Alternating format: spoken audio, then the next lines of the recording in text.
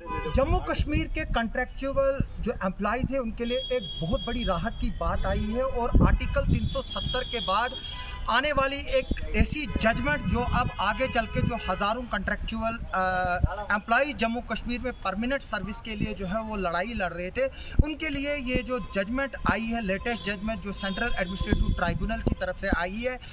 अब ये एक बेंचमार्क सेट करेगी जजमेंट। और जो कॉन्ट्रेक्चुअल एम्प्लॉइज़ जो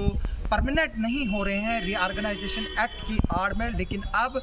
जो सेंट्रल एडमिनिस्ट्रेटिव ट्राइब्यूनल जम्मू का जो बेंच है उसने एक जजमेंट दी है और ये जजमेंट जो है वो आई है मुबशर हुसैन जो कि रेजिडेंट ऑफ किश्तवाड़ है, उसके केस में आई है। Mubashar Hussain son of Abdul Rashid resident of house number 17 ward number 6 Kichlu मोहल्ला किश्तवाड़, जो कि जूनियर असिस्टेंट थे जो हमारा ट्रांसपोर्ट का डिपार्टमेंट है वहाँ पर, और उनको रेगुलराइज जो है वो किसी कारणों की वजह से नहीं किया जा रहा था। और उसमें सबसे बड़ी बात ये बताई जा रही थी कि जो रीऑर्गेनाइजेशन एक्ट है जम्मू कश्मीर का, वो आर्टिकल 370 के ख़त्म होने के बाद जो पुराने एक्ट से वो सारे ख़त्म हुए थे, लेकिन जो सेंट्रल एडमिनिस्ट्रेटिव ट्राइब्यूनल जो बेंच है उन्होंने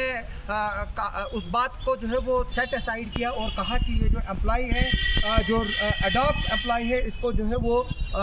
रेगुलराइज करने की जो है वो बात कही है। और इसने कहा है कि जो ये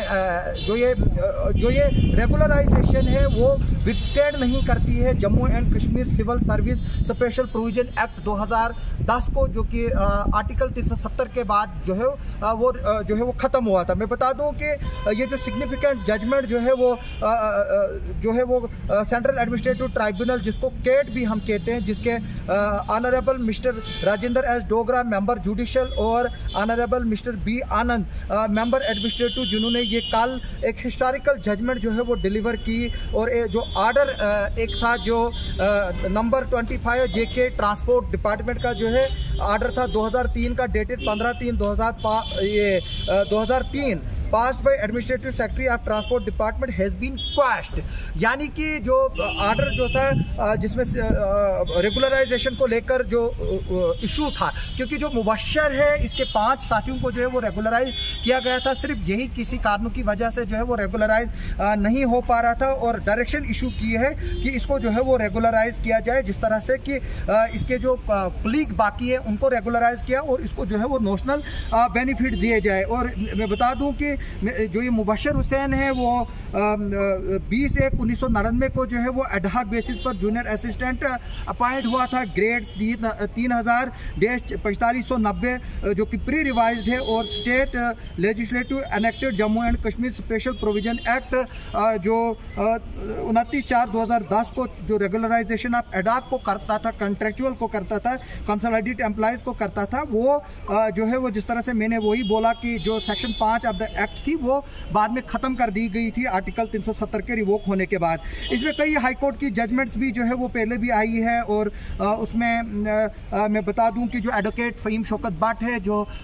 मुबशर हुसैन है, उसकी तरफ से जो केट में अपीयर हुए थे, उनका ये कहना था कि जो एम्पावर कमेटी है रेगुलराइजेशन की, जो ऑनरेबल कोर्ट की एक डायरेक्शन आई थी 27/8/2013 को, जिसमें रिस्पॉन्डेंट के केस को जो है विदिन 4 वीक्स जो है वो कंसिडर करने की बात की थी, लेकिन तब से जो है वो अभी तक जो है वो नहीं हो पाया था। और जो एम्पावर कमेटी है उन्होंने 50वीं मीटिंग में जो 19/8/2015 को हुई थी, उसमें जो एप्लीकेंट है और उसके 5 बाकी साथी जो है एलिजिबल थे for appointment and pursuant of the recommendation of empower committee, उसमें सिर्फ 5 लोगों को जो है वो रेगुलराइज किया गया था। Wide order number 7 TR of 2018 dated 16/1/2018, लेकिन जो ये पेटिशनर थे उसको जो है वो नहीं किया गया था क्योंकि इसको विजिलेंस की जो है वो उस वक्त क्लियरेंस नहीं मिली थी। और जब इसकी विजिलेंस की क्लियरेंस जो है वो मिल गई, उसके बावजूद भी जो है इसको रेगुलराइज नहीं किया गया था। और अब गवर्नमेंट के जो काउंसिल से उन्होंने एक ही प्ली ली थी कि जो जिस एक्ट के तहत इसको रेगुलराइज किया जाएगा वो एक्ट जो है वो अब 370 हटने के बाद और रीऑर्गेनाइजेशन बिल आने के बाद जम्मू कश्मीर के वो ख़त्म हो चुका है, इसलिए अब इनका क्लेम जो है वो नहीं लिया जा जा सकता। और कोर्ट ने जो सेंट्रल एडमिनिस्ट्रेटिव ट्राइब्यूनल केट ने जो है उसको जो है वो सेट असाइड किया और ये कहा कि इसका और उसका कोई ताल्लुक नहीं है, इसलिए जो ये एडॉक का एम्प्लॉय है इसको जो है वो रेगुलराइज किया जाए। मैं बता दूं कि इस जजमेंट के बाद अब जो हज़ारों जो एडॉक के जो एम्प्लॉइज़ हैं, कंट्रेक्चुअल एम्प्लॉइज़ हैं,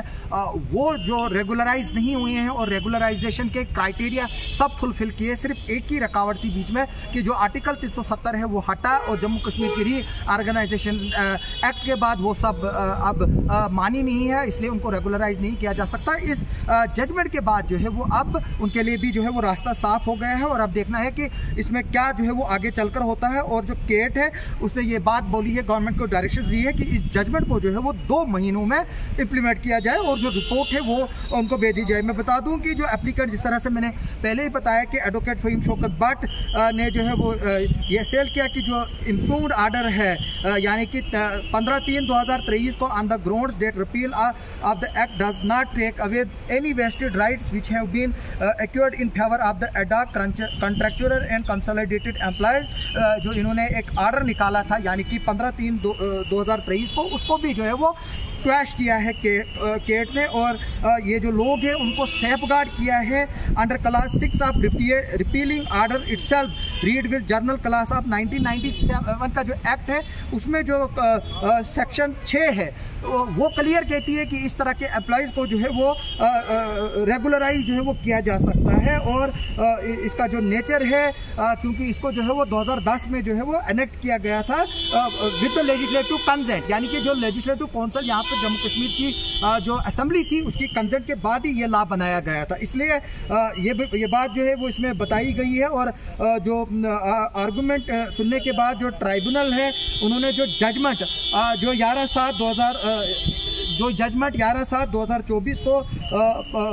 प्रोनोंस करनी थी उसको जो है वो कल यानी कि 2/8/2024 को डिलीवर किया, जहां पर इम्प्रूव्ड आर्डर यानी कि 15/3/2023 का आर्डर जिसमें यह बताया गया था कि रीऑर्गेनाइजेशन एक्ट के बाद जो है वो ये लोग जो है वो परमानेंट नहीं हो सकते हैं, उसको जो है वो क्वैश किया है। और जो जिस तरह से मैंने ये भी बताया कि जो जजमेंट जो है इसको के जो है वो अब हंड्रेड्स ऑफ जो एम्प्लॉइज़ है जो जम्मू और श्रीनगर ट्राइब्यूनल बेंचेस में केसेस है उनके लिए ये एक बेंचमार्क बनेगा। और अब ये देखना होगा कि जो जनरल एडमिनिस्ट्रेटिव डिपार्टमेंट है और लॉ डिपार्टमेंट है वो इस पर आगे क्या करती है और इन केसेस को जो है वो क्या विदाउट केट इंटरफेरेंस ही वो ले लेती है या गवर्नमेंट जो है वो बाकी केसेस में भी जो है वो केट के डिसीजन का आने का इंतजार करेंगे। लेकिन एक बात ये साफ जाहिर है कि इस जजमेंट के बाद जो आर्टिकल 370 के बाद पहली इस तरह की जजमेंट आई है, जो एडॉक एम्प्लॉइज है उनको गवर्नमेंट रेगुलराइज कर सकती है उन्हीं पुराने कानूनों के तहत जिन कानूनों के तहत बाकी उनके साथी जो है वो रेगुलराइज हुए हैं। आप सबका सुनने के लिए और देखने के लिए बहुत बहुत शुक्रिया।